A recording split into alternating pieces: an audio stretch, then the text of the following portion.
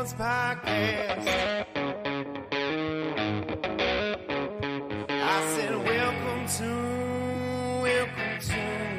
the Dirty Sports Podcast with Andy Ruther and Joe Crano. Welcome to the Dirty Sports Podcast.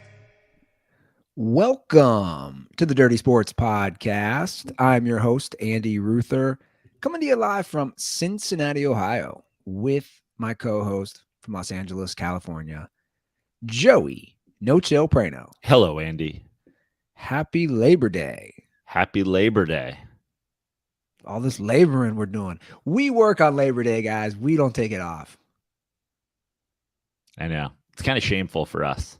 This should be a Tuesday episode. It's all right. We'll get it done. We'll get it out. We'll basically have Tuesday off. And Wednesday. Yeah. And then Thursday, we have football. Oh, man. I can't wait. So excited. Yeah. I know. It's great. It is great that we have Labor Day today because, like, tomorrow will feel like Monday. And then you'll be like, oh, man. Monday. And then the next day, literally the next day, we'll be like, okay, tomorrow's football. A short week going into a Thursday night opening game. Let's go. Yeah, I know. We do have to start the show, Andy, with I gotta say goodbye to dear friend, Mr. Jimmy Buffett. Sure. Passed this weekend. Crazy that it happened on Labor Day. One of his first hits. Literally, first lines, talking about Labor Day weekend. Sad day. The other day, I wore a Hawaiian shirt out for my show last night, in honor of the man, the myth, the legend, Jimmy Buffett. Chris Wilde and I obviously saw him in March. Crazy that he played in March, and is now gone.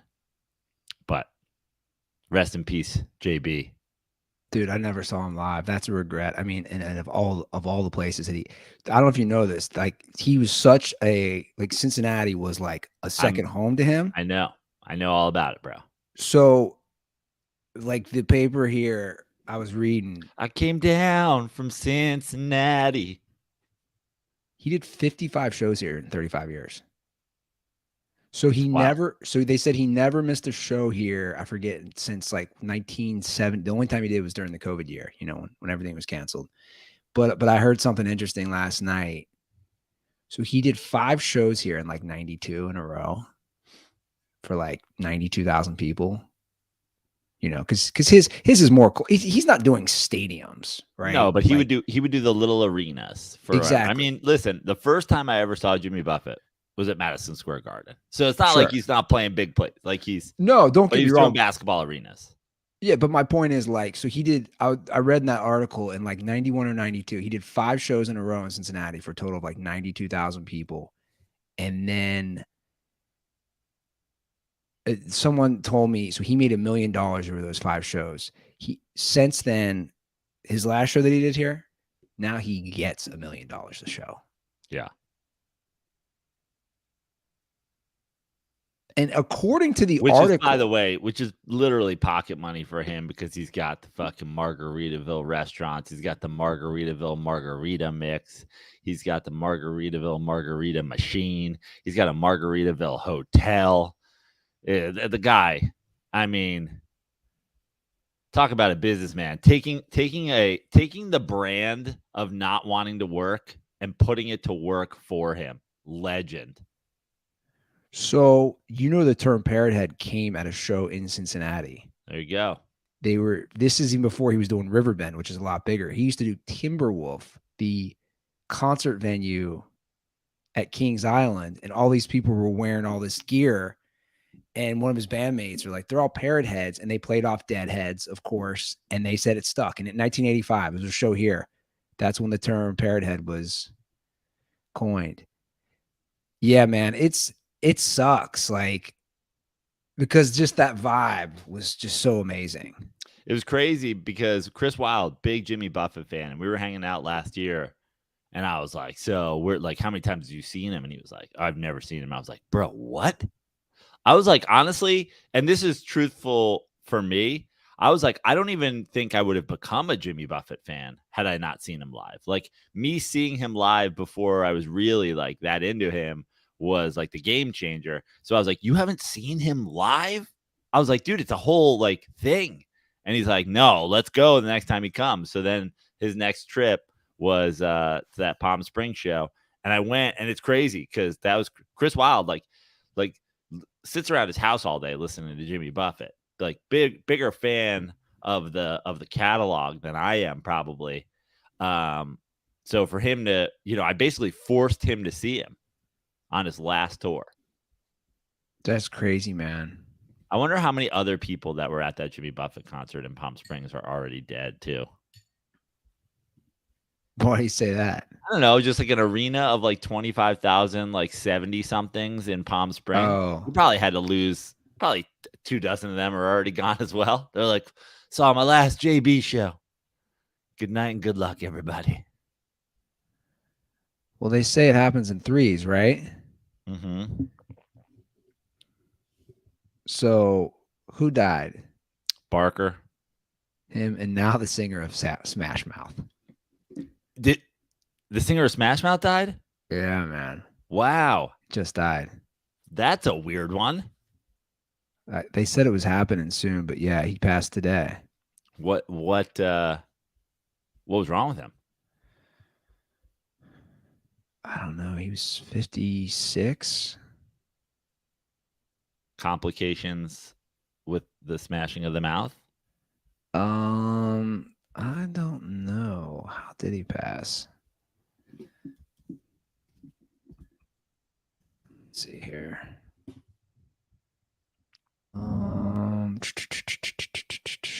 Everything wants to have it paid. I don't know. I don't see it yet. Not He's exactly. surrounded by friends and family peacefully at his home in Boise, Idaho. Not sure, man. It's wild. Dude, I remember when they popped when I was in high school. Oh, liver failure due to alcohol. Jesus. Wow. According to TMZ. Do you know how much you have to drink to have liver failure? Well, let's just say this. Jimmy Buffett didn't die of that. Yeah, wow. Skin cancer, which led to other cancer. Yeah. Not from the sun, though. Not from sun exposure.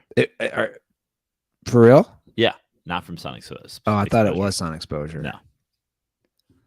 For all, Damn. For Dude. all the, conspiracy nuts around sunscreen. There's a whole conspiracy like you should or shouldn't wear sunscreen. There's some guys like, you shouldn't wear it ever. No, you should always Poisoning you. My brother just got skin cancer, dude. It's no joke, man. Yeah. And that's from not putting it on his face all these years. Dude, people made fun of me all the time, especially in California. Like I always, even still now, dude, I put on sunscreen when I go cut the grass. I'm in Cincinnati, Ohio. I don't care. Yeah. Rip on me all you want. They'd rip about a chunk of my brother's face, man. Like, I don't want to be dealing with that. They took his face off. But liver failure, dude, you got to be a hardcore alcoholic. You almost got to be like an all-star drinker for that kind of thing to happen. Yeah. I see what you did there. Too soon, Joe.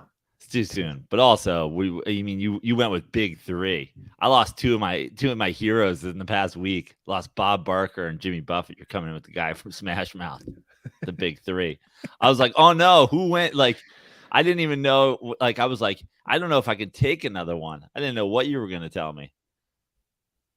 They're like, and Keith Hernandez. I'm like, no. Yeah, I know. I mean, no offense to Steve Harwell, but the other two, it's like legendary status. I didn't even know Bob Barker passed until yesterday. How'd you not hear about that? Everybody did the same joke. 99, get close to $1 without going over or whatever. It's like, okay, guys. Yeah, that seems like that would be the joke.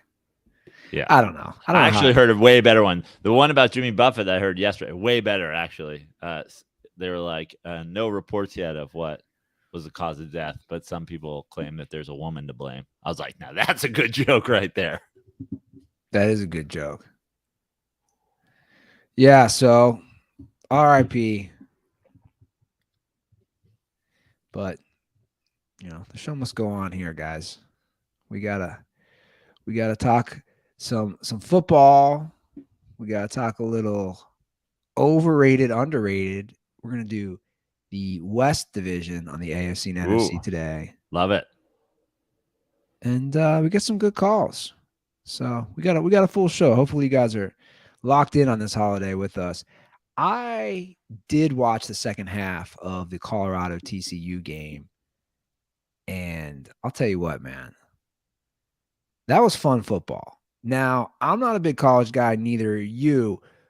I am a big Deion Sanders guy. Always have been since he played for the Reds in the 90s, even before he played for the Reds. He's just a fun guy to watch, right? So I was tuning in. They were 21-point underdogs. For some context, they won one game last year. Now they're going against a TCU team, which wasn't the best defensively last year. They still made it to the title game. Yeah. Right. Let's not forget. So all those things said, huge upset on the road. I actually also watched the second half because everybody, like all of, I have a lot of college football friends, and as I'm sure happens to you, when we host this sports podcast, you get a lot of texts. What do you think of this? What do you think of that? And I'm like, I'm not really a college football guy, but I turned it on. I'm also a huge Deion Sanders fan. It was a fun game, but also it's like, this is what you got. This is what you guys stand so hard for, college football fans, watching two 10-year-olds play Madden against each other. Defenses turned to zero. Just like every play going for a touchdown. But the reason I turned it on also is I saw a clip on one of the sites about the diving interception that Hunter had. I guess Travis it was Hunter. Yeah. Travis Hunter in the first half. And everybody was like, he is him. And I was like, just looked like an interception. You know what I mean? And then I was like, why is everybody going crazy for this dude? And then I turned it on and realized that he was playing 110 snaps in the game on offense and defense. Dude's a badass, man. Yeah. And he's still young. He's going to have to play another year before he can play in the NFL. I mean, they're already slating him as, that guy coming out. Much like Deion, right? Going both ways. I mean, he's a stud. Deion's boy, is it Shador? Sure. Shador Sanders, hell of a game. He was another thing, again, because everybody was saying you guys are going from,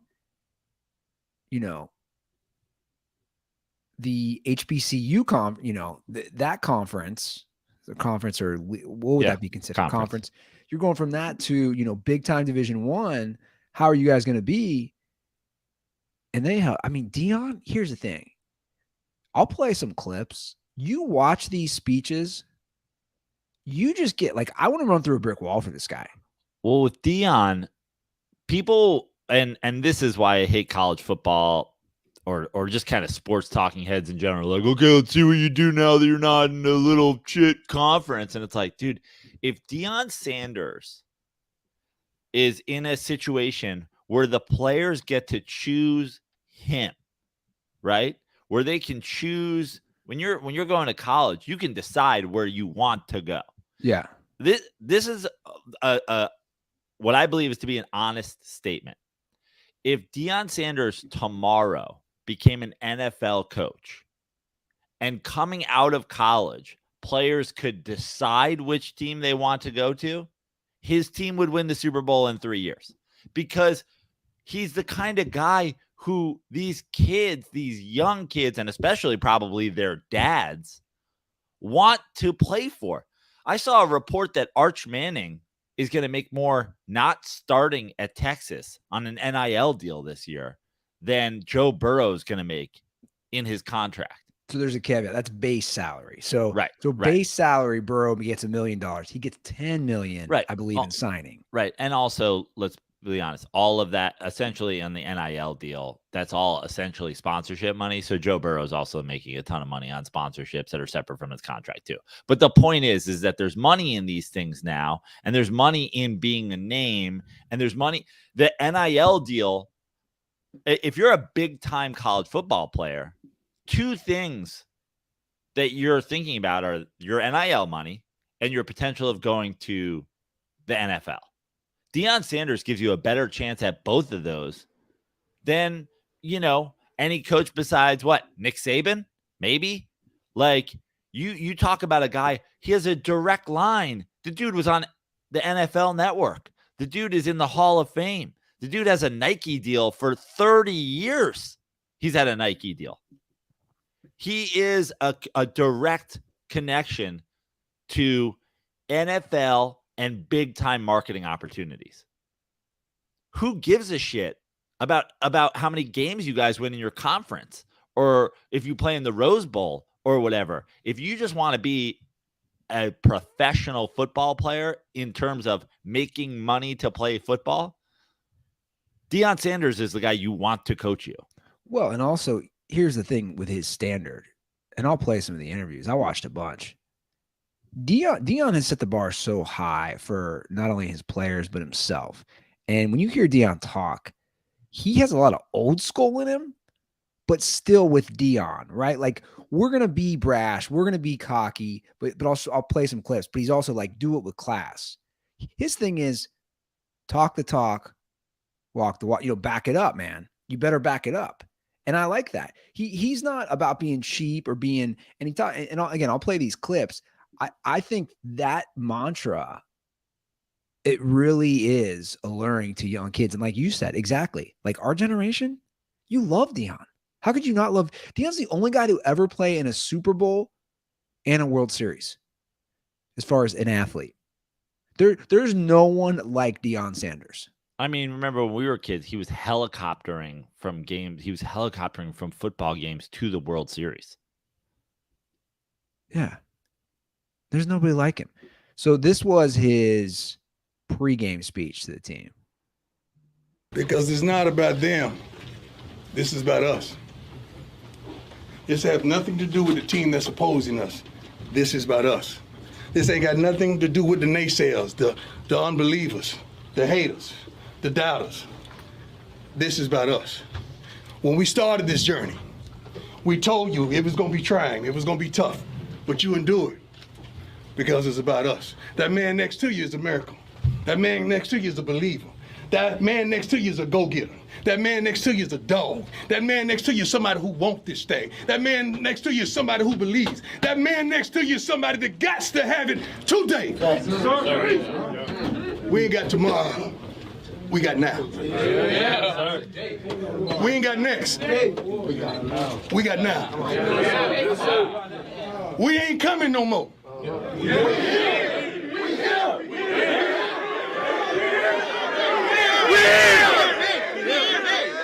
Since y'all know we here, give me my theme music.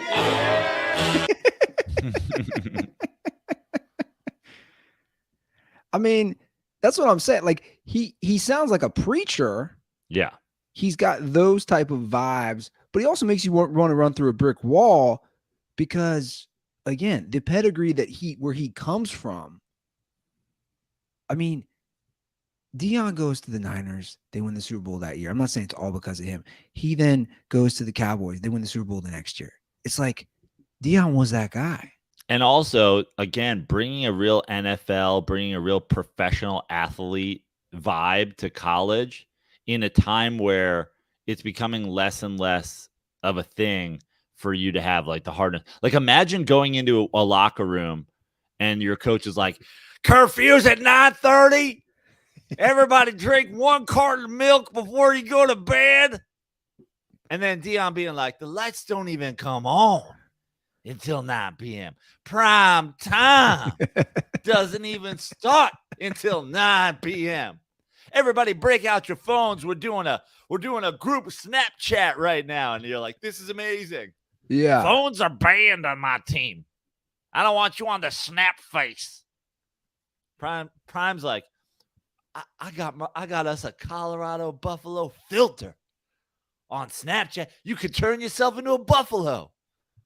And that buffalo, he's wearing a headband and sunglasses because he's prime time. And you're like, this is the shit. I'm playing for Deion.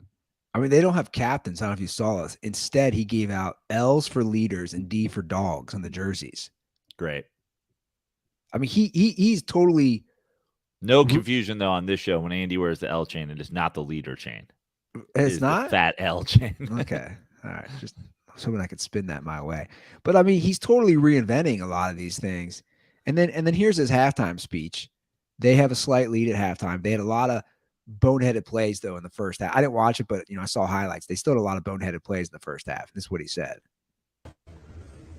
Let's go out there. Let's get loose. Let's not come out flat. That was the appetizer. Now they about to get the meal. Yes, sir. Yes, sir. That was the appetizer. And the only way they end this darn game is we let them. 2 turnovers. We're not going to beat ourselves. We're not going to beat ourselves. We're going to beat them. They just saw the appetizer. You was a little apprehensive. You really didn't know what we had. You really didn't believe. But now you should. You should understand what we got. Everything we need is right in this locker room and right next to it. And it's on you to make up your mind how you want this story written. It's a pen in every darn locker. How are you going to write this story? Let's go out there and be dominant, fellas. I believe your offense going to get the ball, and they're going to go down and score. Defense going to go back, 3 and out. We're going to get a good punt return, and we're going to contend to beat the brakes off these young men. But we're going to do it with class and dignity. No more stupid penalties. We got that? Yes, sir. Touch the person next to you and look at him and say, I believe. I believe. Let's go work. I mean, look at that. That's just like. And does he have JC on his arm for Jesus Christ? I was wondering why I had that. But he's not mentioning Jesus in his speeches. I know. Deion's like, so we all know how Ray Lewis would get. Like, yeah. It's like a 1 million time more likable Ray Lewis kind of speech. That's what it is. And he talks shit. This is what he said to that. So I guess a certain reporter who gave them no chance. I don't know if you saw this. This was after the game. He was talking shit. Yeah. Boss, you believe that? You hold on. Oh no. Do you believe that? Huh? Oh no. I read through that bull junk you wrote down. I read through that. I sifted through all that. Yeah. Oh no. Come on. Do you believe? You don't believe. You just answered it. You don't believe. Next question. I love that. Dude, he's a boss, man. Yeah. And here's the thing, dude. They might win 5 games this year. We don't know. Who cares? First of all, they won 1 game last year. They won 1 last year. Second of all, he's already won in this game in being 1 game in, having shows like us and everybody else talk about Deion and what he did, having college football analysts or whatever talking about his son in the Heisman race already, talking about Hunter in the Heisman race already. He's already won next year. He's already won next year. Dude, you don't build these things overnight. No. But you talk about, I mean, he's in 1 game. He's already Calipari in college basketball. Like Deion's jumped his whole UMass years in 1 game. Like he's already now going to be the guy who's like, oh, you go to Deion is the football equivalent of if John Calipari was, does what he does in recruiting guys who can then go to the NBA. But if he was in Allen Iverson's body and you're like, dude, this Allen Iverson, he's our coach. Our coach is Allen Iverson. He stepped over Ty Lue and he gets you the NBA. Like he's already done it. He is absolutely changing college football. I saw something that Colorado. I still will not watch. Yeah. Well, I watched them because I think they're fascinating. I saw something that when Colorado hired him, they straight up didn't have the money. Like they took a gamble. Like they basically bought something without the money. And They said they didn't have the money. I think it might have been 28 million, whatever it was. They didn't have the money to pay him. And that was literally instantly offset by the amount of sellouts. They instantly sold out every game. Yeah. And they're going to be selling out every game for years to come, as long as he's there. And he's doing this with missing 2 toes. Like, he's got a lot of health issues, as we know. He had 2 toes amputated, those blood clots. You see him hobbling out there, which is tough to see, a guy who, his whole history. It's tough to see him hobbling out there a little bit like, fuck, man. It's like, here's the thing. Remember how much I used to hype him up on NFL Network? How I used to love him on, I think it was 21st and Prime, whatever show it was that I used to always watch. It's just, he has such a knowledge of the game. And I think he's smart. He's probably hiring the right coach. You know what I'm saying? Like, he's assembling a staff to say, hey, I'm not going to know everything, but let's put together a team because I know how to win on teams because I've done it. But you're right. I'm not gonna... It's the same thing. It's the kind of founders, the first guys to walk on the moon in sports when it comes to the player empowerment era. I mean, think about Deion. Deion for a couple of years was just, who's about to win the Super Bowl? I'll go, like, give me a bunch of money. I'll sign 1-year deals. I'll go play there. Like, the founders of the player empowerment era, the guys that really got it started, that got the ball rolling, are now getting into the age where they can be coaching teams, where they can be owning teams. You can be whatever. Like, not to shit on Michael Jordan, but obviously we know about the debacle that is his ownership history. And we talked about it when we talked about that. When LeBron James owns his Vegas team, like, they're going to win in 5 seasons because people are going to be like, oh, I want to play for LeBron James. Kids who came up watching him are going to be like, I want to go play there. I want to play for him. He gets it. He understands it. Yeah. So, no, like, this is, and not everybody is Deion. I mean, we know a lot of guys like that, and we've seen it too from former players becoming coaches. Doesn't always work out. Just because you were good at playing the game doesn't mean that you have any idea how to coach it, how to lead people, how to recruit, how to do any of that stuff. But as this happens more and more of those guys are going to come out of the woodwork, and they're going to be able to do this. And the thing about, and they're going to run, Nick Saban's, probably the best college football coach of all time or whatever, but everybody short of him and 3 or 4 other coaches, they're going to get run out of town by these guys, because who's going to go play for a guy again who's like, we need to hit the books, fellas. It starts with being meant, like the Jordan Peterson School of Coaching. Everybody's got to get up this morning and make their beds. That's where your day starts, making your bed. Well, yeah, the old school mentality. But like I never made a bed in my life. But here's the thing, though. I still think, like I said, I'm too hot at night to have sheets. I think he does still. I think he's a hybrid, though. I think Deion, from what did you ever watch any of the Amazon show of him? Mm-mm. So, like, we watched a few episodes here.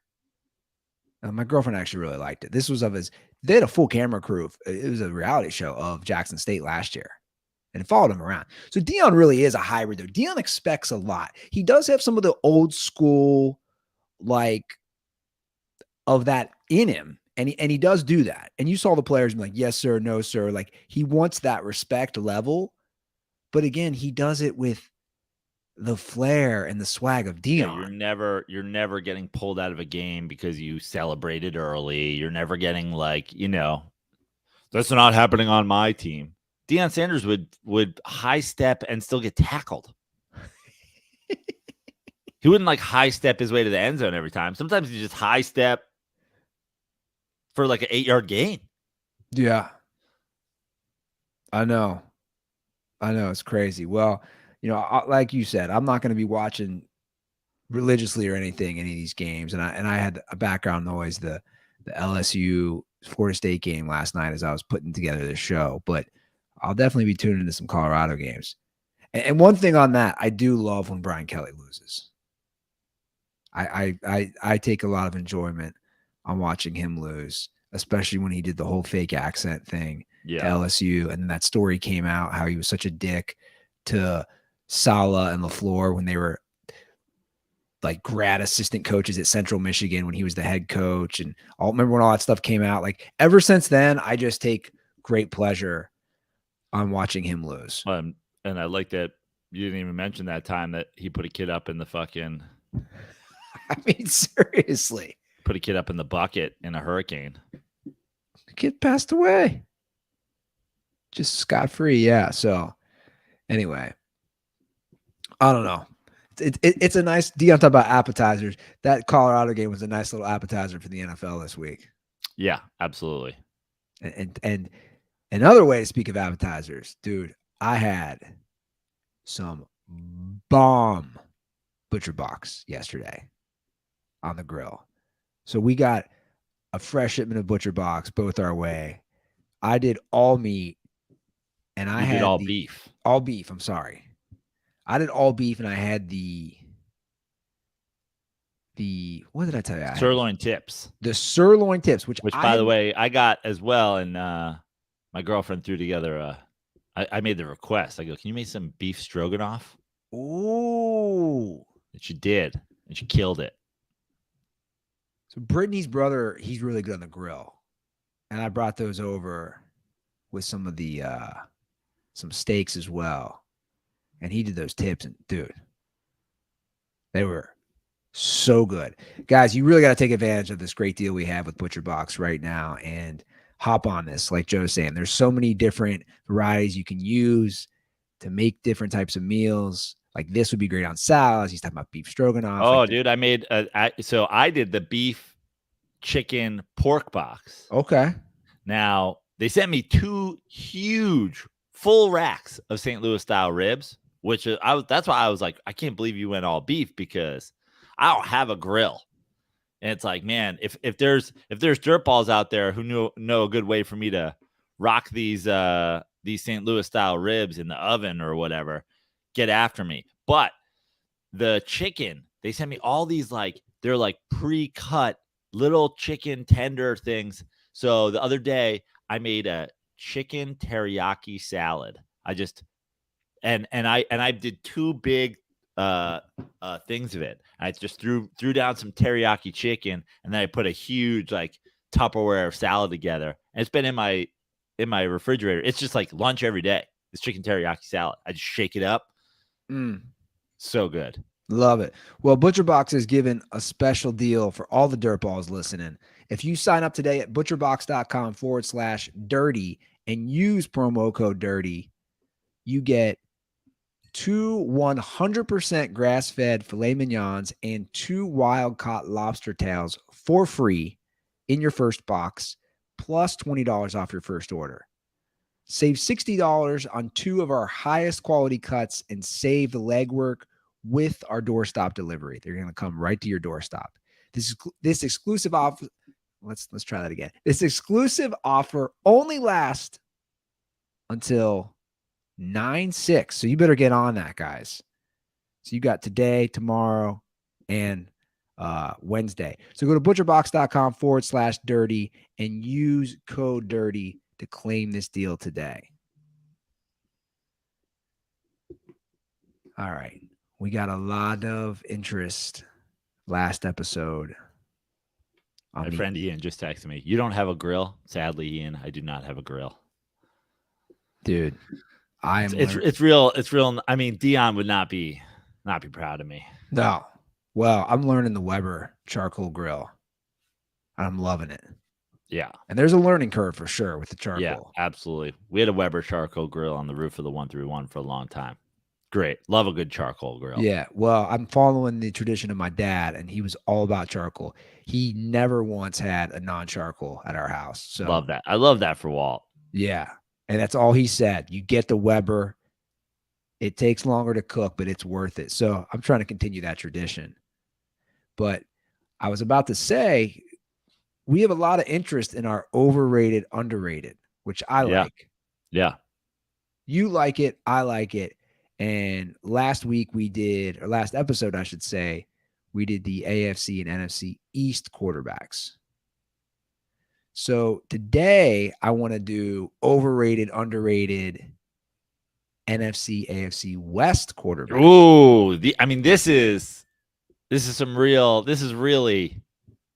There's a lot to be said here. AFC West, NFC West quarterbacks. I feel like I'm not sure how much will differ, but I feel like we might differ from the world. A lot of opinions out there. AFC West, probably the strongest division quarterback wise. AFC West. AFC West. Yeah. So I'm excited. AFC West, NFC West, overrated, underrated quarterbacks. Let's start in the NFC West. Okay, here we go. Geno Smith. I'm going to say, and I just gave him props last show, but overrated. Oh, I didn't think you would. I agree. I was going to say overrated because I think he takes a step back this year. I'm not even sure he takes a step back this year, but if I spent 10 years saying Russell Wilson was overrated in Seattle, that he was a product of the system, and everybody's like, he's a third Hall of Famer, I can't all of a sudden be like, Geno Smith is great. I think they do a great job there. I think Pete Carroll does a great job there of only demanding so much from the quarterback. And if you can execute, you can look really good. I think a lot of quarterbacks can step in there and play well, as proven by Geno Smith, who has had like a lackluster career overall, as proven by Russell Wilson, who had a lackluster season when he left. Fine QB, serviceable veteran. Sure. Overrated at this point. Yeah, I agree. I think people are hyping him up too much. So I'm going to say overrated. Matthew Stafford. We probably will agree here.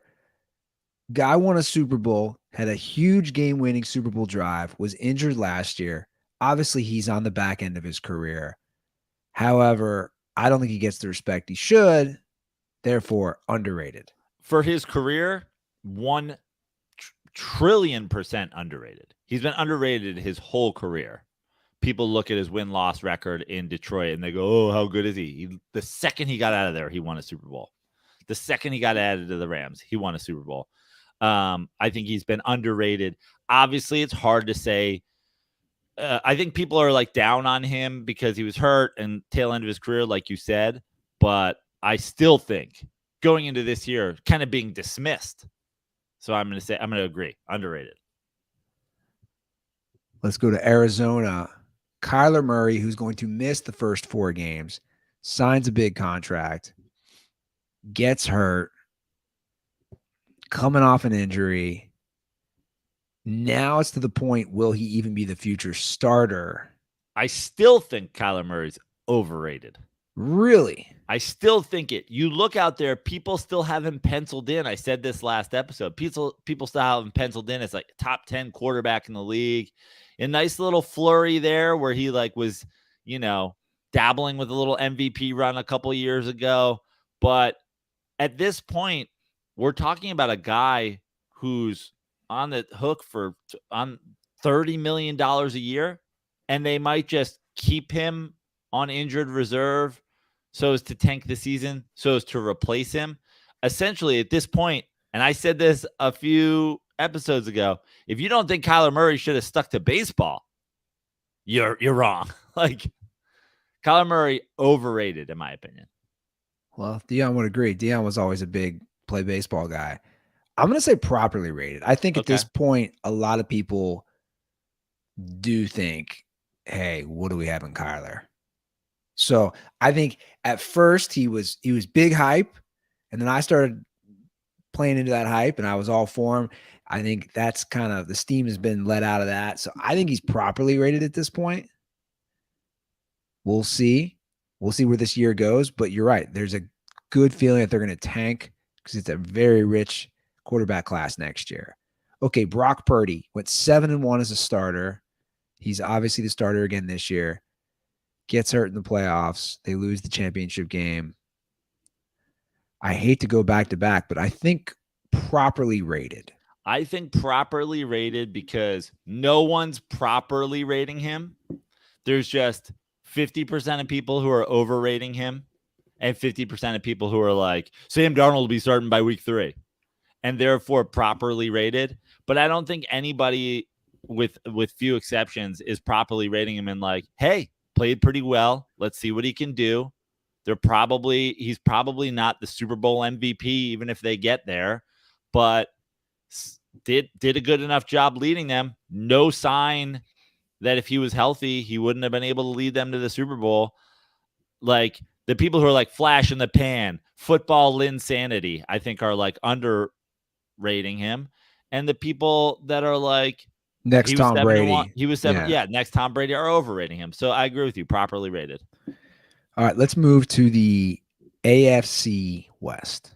This is where it's going to get interesting. I've put in a lot of thought on this, to be honest, because a lot of these guys are on the cusp or haven't performed well recently. Let's just start with the easy one. Patrick Mahomes. We're both going to agree. He's the best. He's properly rated, and we all know he's the best. I'm going to say this, okay? I'm going to answer properly rated, but there's some part of me that wants to say underrated. I can see it. Because of two things. One, I think there is at least one human being who watches football every week that doesn't think Patrick Mahomes is the best quarterback in the NFL. Bengals fans. And therefore, he's underrated. He is unanimously and obviously the best quarterback in the NFL. So if there is one guy out there that says Burrow's better, Josh Allen's better, whoever's better, I think he's underrated. Also, and I'm going to take it one step further, I think there's a lot of people out there, millions of people out there, who are not ready to say the GOAT. And to me, in my personal opinion, that also makes him underrated. I think he's already injected himself into the greatest quarterback of all time conversation. He's injected himself. He's not there. Well, now listen, we talk about GOATs on this show all the time. And the Jordan stands out there don't really care about longevity. They don't care about it. They care about a 6-year window. If you're the best there ever was for 6 years in a row, you're the GOAT, right? Right? So what the fuck are we talking about here? If it's not about longevity, now I think longevity is a factor. But the fact of the matter is he should be in the conversation, and I don't think everybody has him there. And therefore, I'm going to say it. Patrick Mahomes is underrated. And I don't have a problem with that. And you're right. I saw a tweet the other day from Bengals fans who are just mad that he's won 2 and Burrow's won none. So I have no problem with that. I'll stick with properly rated. You say underrated. But I'm a properly to possibly underrated. Justin Herbert. This is probably the toughest one in all of football, right? I agree. I think Justin Herbert is underrated. I know a lot of people be like, what did he win? What's he won? I just think that those questions alone tell me that you're not really watching. They have a coaching issue. They have a scheme issue. I think Justin Herbert hasn't lived up to his potential just yet. But I still think if you look at his statistics, he's putting up statistically like a Hall of Fame career already. And people are like, what's he won? Well, what the fuck did Dan Marino win? Well, I'm going to counter that. Dan Marino made a Super Bowl right away. Didn't win. So I have been a big Justin Herbert guy. I know the things he can do with his arm. Probably no one else can do. That's the truth. Even Mahomes. I think certain throws, as far as arm strength, only Justin Herbert can do that in the NFL. However, you have a 27-point lead in the playoffs. I know your coach is a total buffoon. Don't get me wrong. You cannot blow a 27-point lead and score 3 points the rest of the game. I have now moved from properly rated to overrated. Wow. You got to win dude. Here's the thing. I think he can flip. I think he can flip very fast. He can flip me if he wins. Win a few games. I was gonna say. I think you can flip me to being you're overrated if you're in year 8 or 9 and you haven't played in an AFC Championship game. Sure, but like also you can't judge somebody just based on their team. That being said, I think the buffoonery has been next level so far. Sure. And to judge him and to say that he now is overrated when it's like, I think the only underrated, overrated question, like it is like Brandon Staley is aggressively underrated at how bad a coach he's been. Okay. We agree there. I just think he's slightly overrated again. You're talking about AFC Championship games. I'm talking win a playoff game, man. And I know it's a team sport. But again, I'll just say it. I'm going to say it right now. No way in hell does Joe Burrow blow a 27-point lead. He just doesn't. Like, to me, that's the difference, right? Like Joe Burrow and he's just not going to blow a 27-point lead. I'm going to leave you on this before we move on to the next quarterback in the division. I think, considering we just did what we did about Matthew Stafford, that's what people are doing for Justin Herbert. Okay, already. And you could be right. He's Matthew Stafford's young career. Like, oh, he didn't win a playoff game. He played for the Detroit Lions.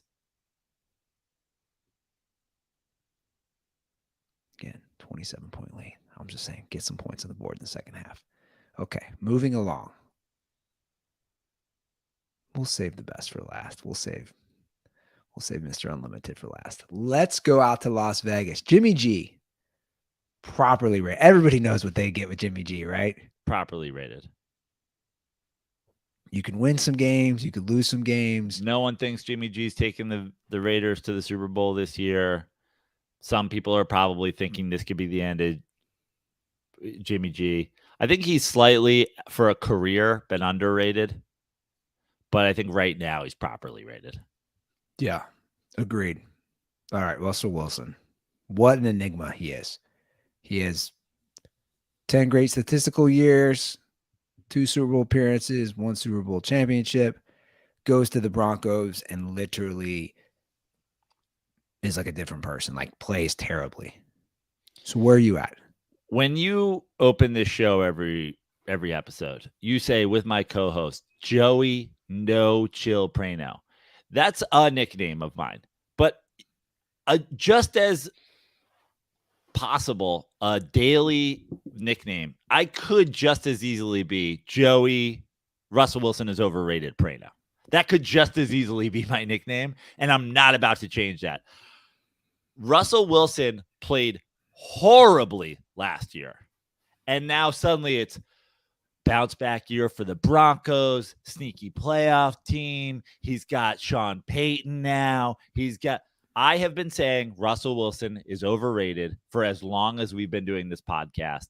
Russell Wilson, in the fact that people aren't just like, the Broncos should be tanking to get a new quarterback. The fact that we're not doing the same conversation about Russell Wilson at however 30 whatever years old that we're doing for Kyler Murray at 26 is crazy to me. Russell Wilson was overrated. Russell Wilson is overrated. Russell Wilson will be overrated tomorrow.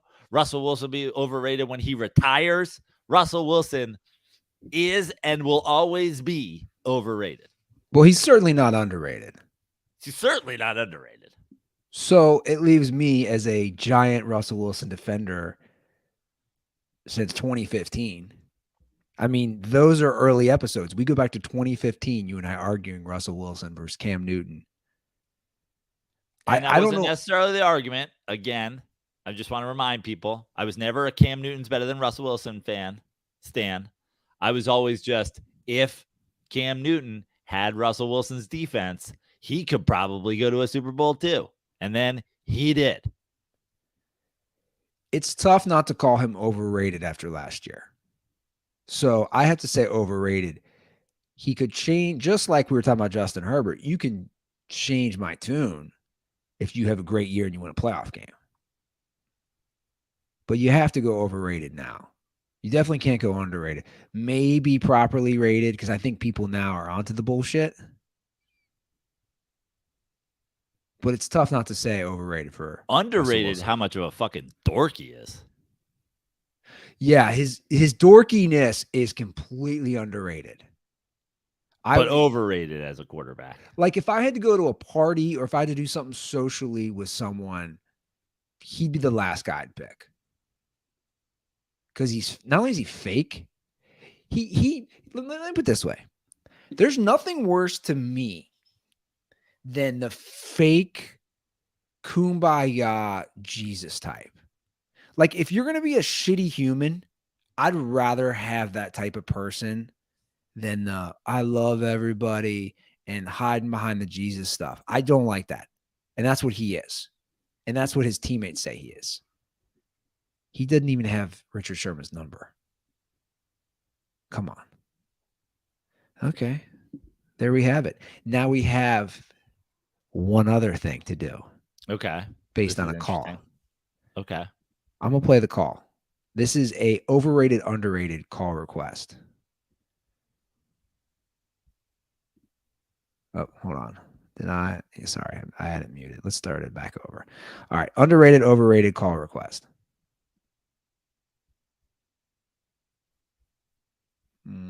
Okay. Not sure why it's not playing. Why don't I do this? Andy Ruther, overrated, underrated technical abilities. I'm going overrated. Let's try this again. StreamYard makes it pretty easy for you. Let's try this again. Let's try. I'll reload it. Ruther, CD formerly from Seattle, lifelong Seattle. I can calling in. Hey, give me that money, baby. I don't need to read. $100 million? It's the greens. I could be golfing all day. I don't need to read on the course. What am I reading? Give me that money. Reading's overrated anyway. Also, I love the overrated, underrated segment, but I think you guys should throw in like a wild card at the end of everyone. Like, you know, do your quarterbacks, but then the next category is like chicken sandwiches, fast food chicken sandwiches, you know, fast food breakfast items, movies, whatever you want to do. Some wild card, overrated, underrated. I can even give you the first one. I'm going to go back. Crispy chicken sandwiches, Wingstop, McDonald's, Popeyes, and what's that fucking Chick-fil-A. Yeah, overrated, underrated, chicken sandwiches. CT out. I like this. Here's the problem, though. By the way, also, he goes, reading overrated. That's a fun one. Reading overrated, underrated. I haven't tried. I think reading's properly rated. I haven't tried a chicken sandwich from two of these. Okay. I haven't tried a chicken sandwich from Wingstop. And I haven't tried a chicken sandwich from Popeyes. Wow. Okay. Like I've had Popeyes food. I've never had a chicken sandwich. Yeah. And I haven't had Popeyes pretty frequently. So can we mix this up then?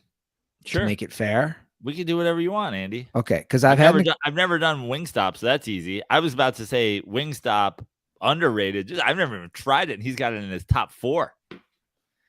Because I would say if we're going to do overrated, underrated chicken sandwiches, we do Chick-fil-A. Okay, Chick-fil-A. McDonald's. Let's just do the big dogs. Wendy's. Okay. Burger King? Or do you want what's another place known for chicken sandwiches? You've never done Popeyes, is what you're saying. Not chicken sandwich. Got it. Yeah, sure. Pick whatever you want, Andy. You start. I'll answer. Okay. So this is overrated, underrated chicken sandwiches. We'll do McDonald's, Wendy's. The McChicken. First of all, let's start with right there. McChicken might be one of the most underrated fast food items in the history of fast food. McDonald's is underrating the McChicken sandwich. Now I go to a McDonald's and I'm like, can I just get a McChicken? And they're like, you want an original McChicken? You want a crispy? You want a spicy McCrisp? No, I don't want a McCrispy. I don't even know what a McCrisp. I want a McChicken sandwich. I want the mayo. I want the shredded lettuce. I want a fucking McChicken sandwich. And it was on the dollar menu for years. The dollar menu for years. The McChicken sandwich from McDonald's might be a top 5 underrated food item in the history of processed edibles. I agree. So if anybody, and you have, anybody who's hung around me knows my go-to at McDonald's was always the dollar menu. It didn't matter where I went, fast food wise.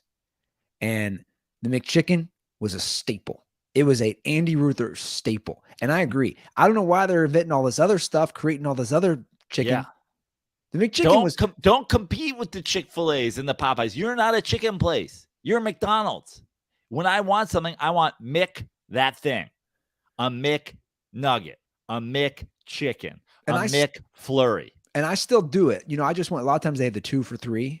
Yeah. So if I go to McDonald's and they still do the 2 for $3, I'll get a McChicken and a McDouble. And if I want to go hard, 2 of each for 2 of the 2 for $3s. My go-to order forever. If I was like in a rush, got to go grab some lunch, McDouble or double cheeseburger, McChicken sandwich, small fries, sweet tea. That was like just a standard. That's one of my standard go-to all budget item menus. And I learned something through the years eventually. I have to eat the McChicken second. Because if I eat the McChicken first, all I want is another McChicken sandwich. So I'd have to get that burger down, and then I'd finish it up with the tangy mayo. Can we get some McDonald's mayo on shelves at stores? The buns are good too. They're very sweet. Yeah. Okay, so we both agree the McChicken is underrated. Let's move to Chick-fil-A. McChicken is the Eli Manning of chicken sandwiches. It's a goat thing. No one even fucking talks about it enough. I have been very vocal about the next thing I'll say about Chick-fil-A. I think, conversely, Chick-fil-A is one of the most overrated places of all time. Chick-fil-A is great, but people will be like, man, I just need a Chick-fil-A. Like people act like it's their like lifeblood. The hype is, I've never got. The hype is out of control. Again, I have no problem. Guys, I eat Chick-fil-A. I don't want you thinking I don't eat Chick-fil-A, that I don't like it. But for the price, for the weight, now they're very friendly and they're very Conversely, efficient. I just said the McChicken sandwich is the Chick-fil-A is the Russell Wilson in Seattle of chicken sandwiches. Like I never said he wasn't good. He was great. He was great. He was also aggressively overrated for the price, for the hype, for the what he actually delivers. Yeah, you dump Polynesian. I could dump Polynesian sauce on an old sneaker and eat it. You put the Legion of Boom with fucking whoever, and a McChicken sandwich will lead you to a Super Bowl. Like, what are we talking about here? Yeah, so it's good. It's great. It's a great chicken sandwich. But like, I'm not lining up down the block for it. No, that's my thing. I'm not having to choose between two. There's always 2 lines there. This is. I'm not going to the airport. This is ridiculous. I'm picking a terminal. What am I doing? Like TSA's checking me in. No, I don't need that. It's not that good. It's good. Yeah. It's not that good. And then you got all the sauce. You got some people are Chick-fil-A sauce people. I'm a Polynesian sauce guy. You got all, if you're dumping the sauce all over it, what are we talking about? Like you conversely, you go to McDonald's, chicken McNuggets are not good. You're just dunking them in some sauce. It's just a sauce delivery system. Oh, I love Chick-fil-A sauce. Yeah, I know, dude. You're not putting McWhatever sauce on the McChicken sandwich. You're just getting straight up tangy mayo. They're just mayoing and shredded lettucing you. And you're not open on Sundays, so that's 1 out of 7 days of the week. So, and it's the football day. Yeah, so overrated. All right, Wendy's. I think Wendy's has a good chicken sandwich that I think is underrated. So now the Wendy's has just your standard. They have a crispy chicken sandwich, right? And it's I would say it's definitely underrated. Yeah. And they also have a variety of chicken sandwiches on their menu. For sure. The homestyle ranch chicken sandwich is like a meal. But if you're just going standard chicken sandwich, I think Wendy's, yeah. At this point, the chicken sandwich wars have become like a discussion, and like no one even talks about Wendy's. No. Wendy's is literally the redheaded stepchild. 100%. And I think it's a good sandwich. And it's going to be cheaper. I don't know what it is now. At least it was. Like their basic chicken sandwich, yeah, again, is going to get better bang for your buck than going to Chick-fil-A. Yeah. It's not a better sandwich, but it's like none of the hype, none of the price. Absolutely. Now, the last one. I just tossed it out there because it's one of the big dogs.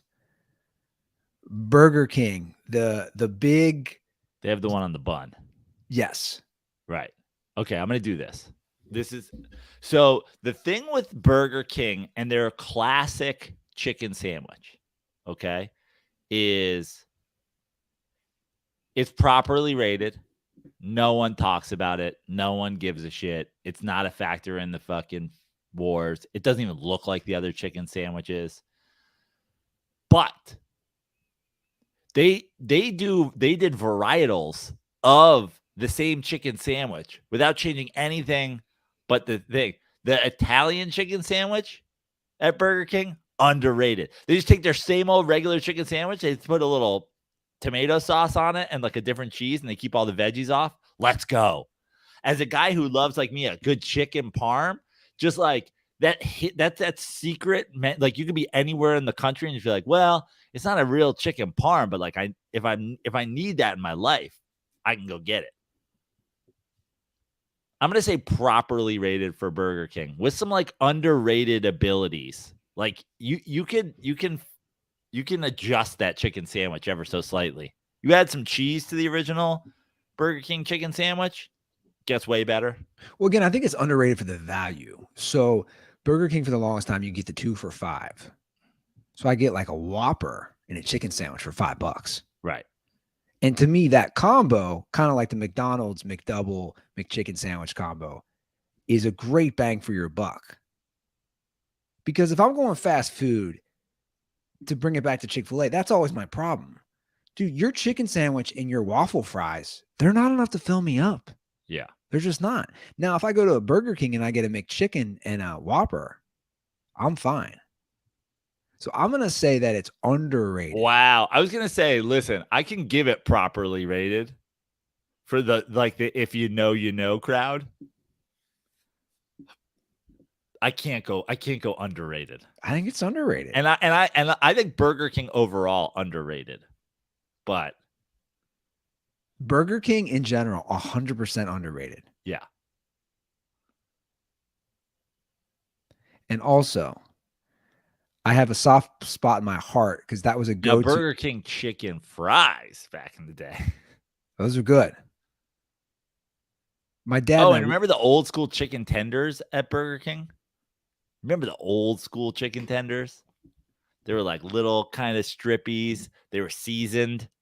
I mean, the old school, when I was in the 90s, the Burger King chicken tenders absolutely dominated McDonald's chicken nuggets. Dominated. Here's a great sweet from Burger King if you've never had it. The Burger King Hershey Sundae Pie. Nobody knows about it. Nobody gets it. Sounds like diarrhea.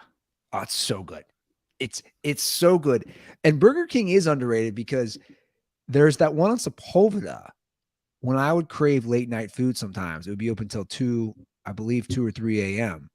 when I was living in Venice. And everybody in their head, they think Taco Bell or they think Jack in the Box. Dude, I would just creep down Lincoln Boulevard, make a left on Sepulveda. Nobody at that Burger King. Where was it? There's one on Sepulveda near that Trader Joe's. Oh, yeah. I know exactly. Nobody's there. Yeah. And they would stay open till 2 a.m. They had a Burger a.m. King play place there, too. You know, in case Yeah. you want to bring the kids. Yeah, at 2 a.m. Good time to bring them. But That's a hike from Venice. You're a little banged up. You're going on the other side of the 405. You're going east of the 405 for a fucking Burger King Hershey Sundae. It's not that far from Taco Bell. What, from the Taco Bell on Venice? Yeah, it's not that far. Dude, it's another. I mean, yeah, it is. Another 6 minutes in the car. Yeah, 6 minutes, dude. But you're going another like 8 blocks east. You're going on the other side of the 405. Then you got to go over. It's like on Palms and Sepulveda. Yeah, it's Palms and Sepulveda. It's the intersection. That's a wild aggressive ride. Oh, that would be When you had Taco Bell on your way, you had multiple McDonald's on your way. Del Taco back in the day. Del Taco. I won't. Del Taco. Del Taco is I can't. Del Taco is like one rung above El Pollo Loco for me. Yeah. El Pollo Loco is the Carmelo Anthony of fast food restaurants. It That's literally hilarious. ruined my life. Okay, so we got through another session of overrated, underrated. I like it. I like the wild card. If you guys have any more suggestions, give us a ring. 310-359-8365. So Lionel Messi was in town. I'm sure you saw the hype. He was in LA. I did see the hype. Sort of. So I knew it was happening, but I didn't see, I don't know when that game occurred. I believe it was a couple nights ago. Okay. So there's a couple funny things that I saw. One, all the celebrities were out, which no surprise, right? With Messi being there, because every city he's going to, he was just in Cincinnati. It's like every city he's going to, it's just such a big hype, right? But what caught my eye was... Is it true that Cincinnati is where they coined the term Messi head? Yes, 100%. So you probably can't see this, can you? I cannot see it. Okay, so I shouldn't have pulled this up. But is that a list of celebrity names? So it's a list of celebrity names. I'll just I'll take it down. And a lot of celebrities were there, right? Okay. And they list them. This is just from The Athletic, and I'll just go through a few of them. These were. Now, why was that on the LAFC letterhead? Was that just hey, LAFC people, be aware, these are the celebs that are going to be coming? Yes. So the game was September 3rd. The game was last night. So they just wanted everybody to be aware. And it's a huge mesh of a mix, I should say, of people, from Leonardo DiCaprio to LeBron James to Selena Gomez, Clayton Kershaw, Magic Johnson. Tobey Maguire, Nas, Ed Norton. I mean, it's all over the map. Rage Against the Machine, Be Real. But here's what I love.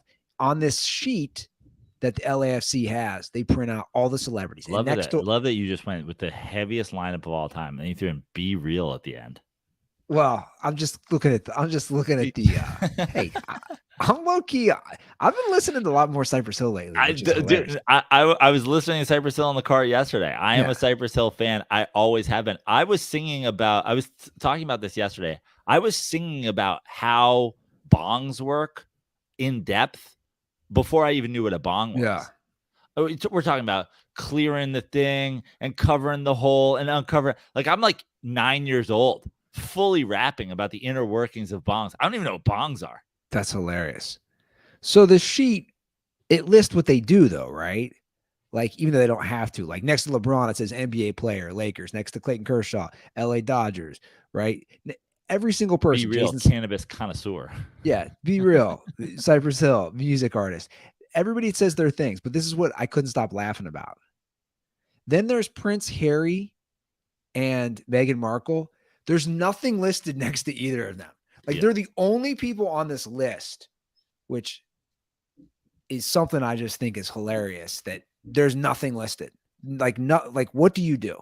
So anyway, I thought that was funny because I'm sure we've all seen the thing that's going on with them, and the South Park episode, for anybody who hasn't watched it, is fucking hilarious, making fun of them.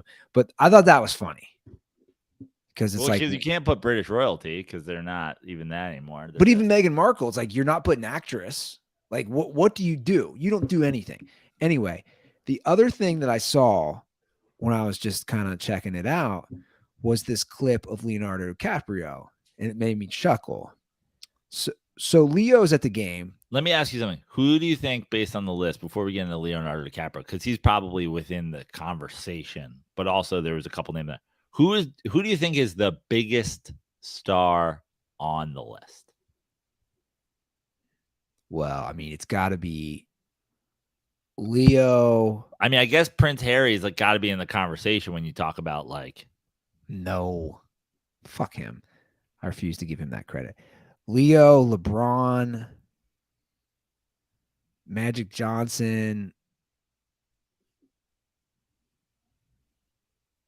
I mean, if you look at this list, It almost makes the argument, by the way. Tom Holland's pretty big. He's not like, I'd say Leo or LeBron. It almost makes the argument, this list alone almost makes the argument that Messi might be the biggest fucking star in the whole damn world. All these people come out when you come to town. 100%. He's the biggest star in the world. Dude, the entire Bengals roster came out. Like when he came out like a couple weeks ago, literally Burrow, Chase, Higgins, dude, they were all on the field, like all of them. I'm like, is the whole team here? All in FC Cincinnati jerseys. Everybody comes out for Messi. So Leo was in the box suite and they showed him. And what I caught was what he was eating. Oh.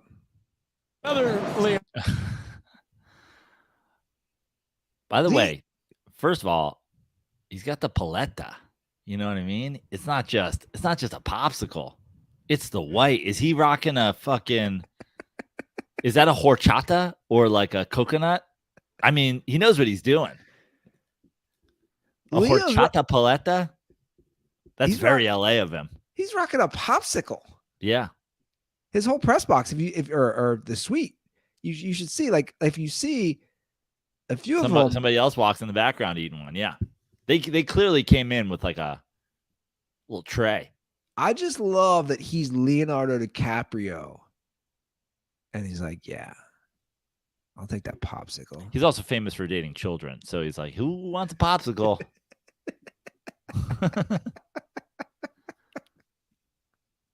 When Leonardo DiCaprio walks into a club, it plays the Ice Cream Truck song. Savage. The kids just come running up for Flintstone's push pops. That's what he calls his dick. Yeah, so I mean, it's insane. Like when he comes to town, everybody comes out. And I forgot, Will Ferrell is a part owner, so is Magic Johnson. Can we talk about some just the greatest branding of all time? Just how about the Hanna-Barbera getting Flintstones on push pop ice creams and vitamins? I mean, the Flintstones have come and gone. Underrated.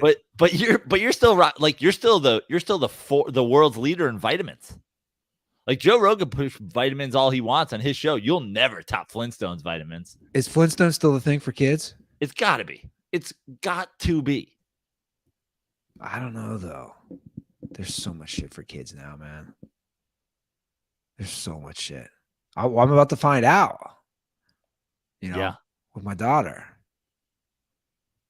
Well, listen, Andy. I'm just saying, if you go into your wife's your baby mama, your girlfriend, your fiance, whatever she is, she's a pharmacist. Don't let her don't let her start throwing like real ass vitamins out there, and definitely don't get into the Paw Patrol vitamins, something like that. Like Flintstones, man. That's how you get kids to eat vitamins.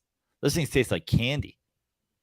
I was like, I love vitamins. I'll take all the vitamins. There was no nutritional health with those things. No.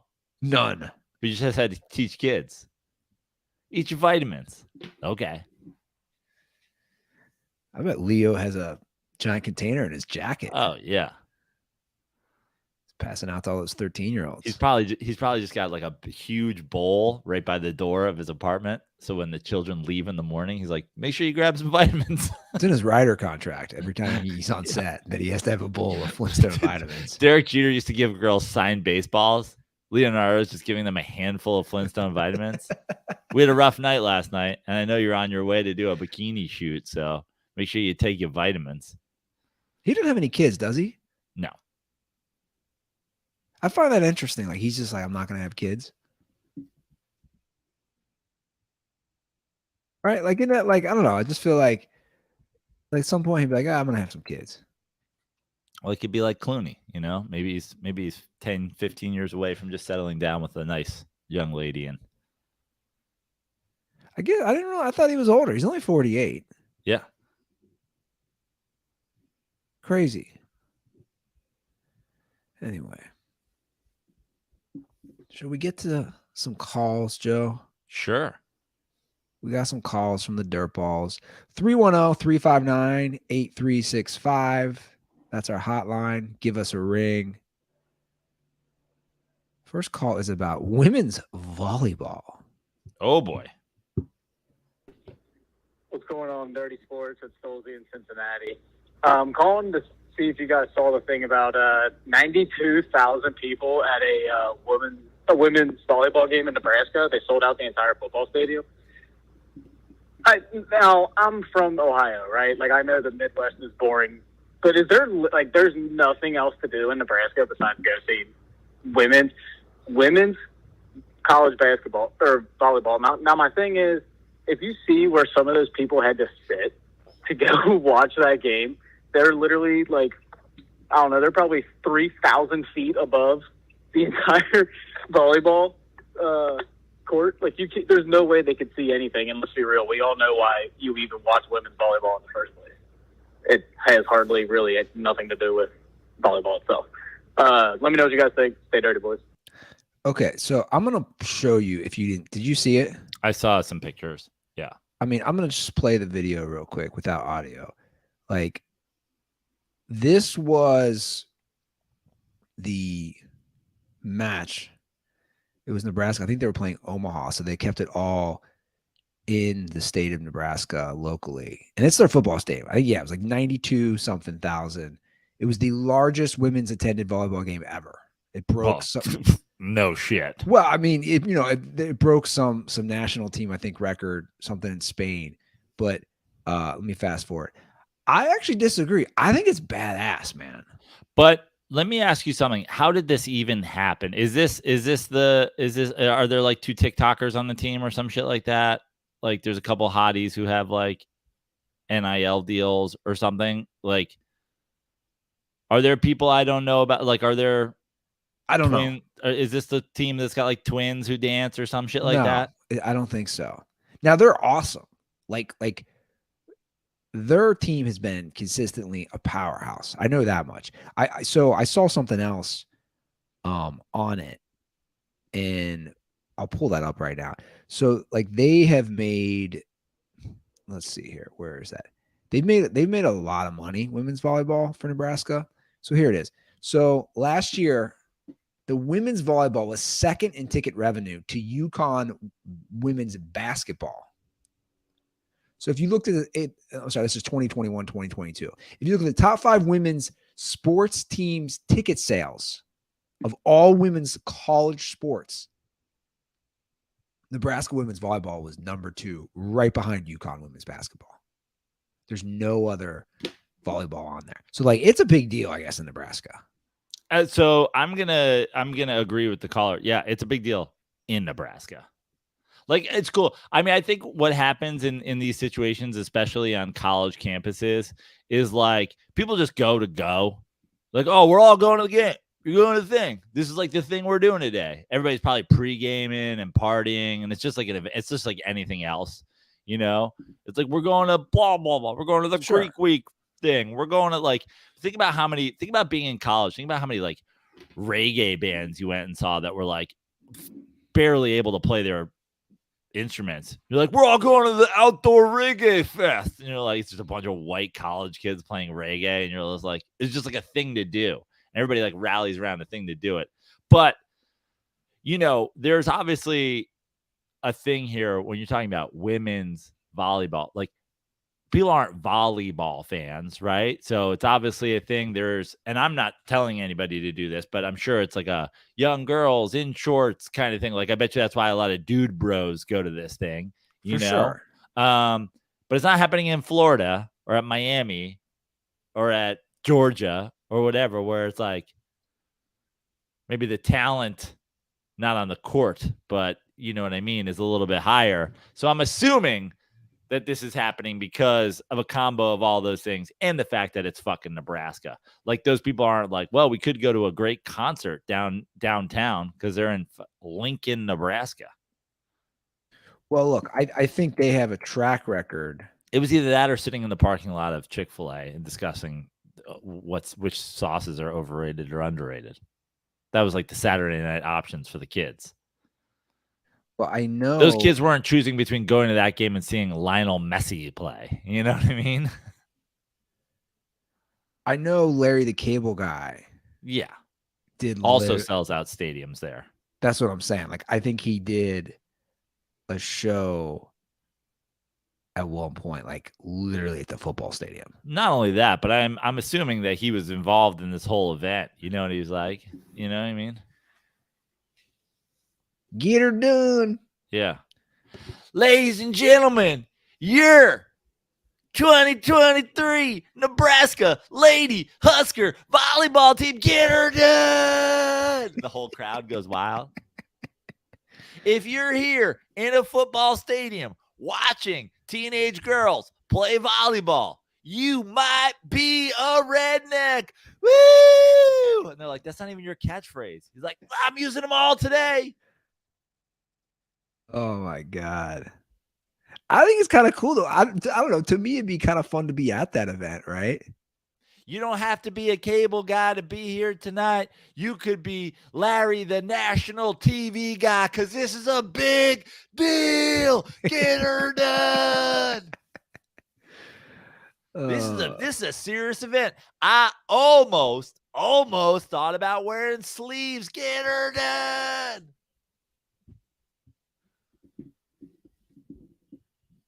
I kind of want to do a character, Larry, the streaming television guy.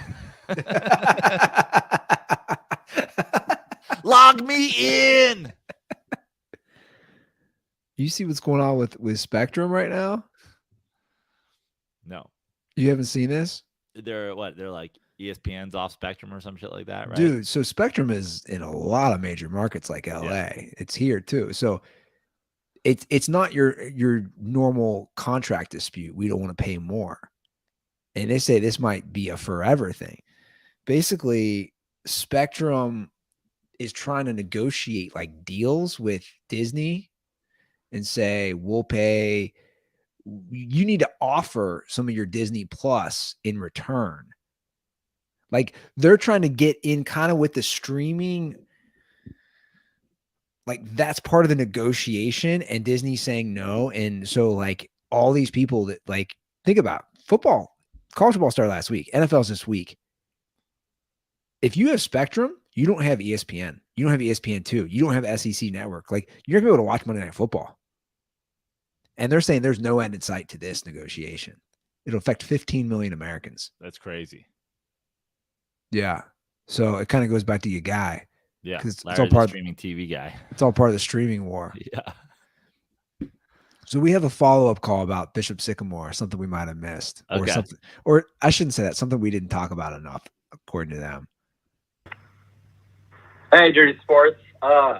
Quick detail that should get more attention from the Bishop Sycamore thing is that not only did Roy run over those geese, he put his car in reverse, ran over them again, put it back in drive, and ran over them a third time. And then unrolled his windows and told the players, that's what blood smells like. And then drove off. That's it. You don't have to play this, but I feel like that you guys should have mentioned that because telling them that's what blood smells like, you need to know the smell of blood if you're going to play on my team, is fucking insane. Dude, Roy Johnson is like... That's what I mean. That's a great example. I was trying to say that last episode. Like everybody's like, he's a sociopath. I was like, that's offensive to sociopath. He is a psychotic person. He's like Roy Johnson is like if Deion Sanders. And then he was doing like moose goose jokes in the interview about it. He didn't even think it was like fucked up. No, he's like if Deion. He's like the poorest poor man's version of Deion Sanders. Yeah. With his hype speeches, yeah, with his athletic ability, with his pedigree. Like, you know, Deion's in the locker room being like, we ain't coming. And the whole team's like, we are here. And Roy Johnson's holding up dead geese. And being like, this is what blood smells like. And they're like, bro, I just want to eat. Hey, coach. They're turning to each other like, coach is holding a dead pheasant. Like, I'm starting to think we shouldn't have taken out PPP loans for this. Well, one of the kids is probably like, can we cook that? I'm fucking hungry. Yeah. I haven't eaten in days, man. 310-359-8365. Give us a ring. Chime in. Next episode, we'll do a preview. 2023 NFL season. That's right. Big one next episode. Yeah.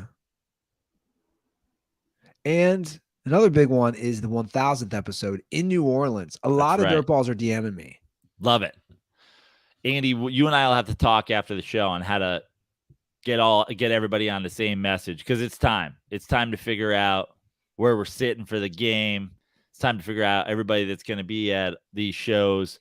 If you have not already DM'd us, if you have not already bought tickets, Comedy House, New Orleans, live podcast on the Saturday, the 16th, live shows after that. We're going to do a 4 p.m. podcast. We're going to do a 7 p.m. show and a 9 p.m. show.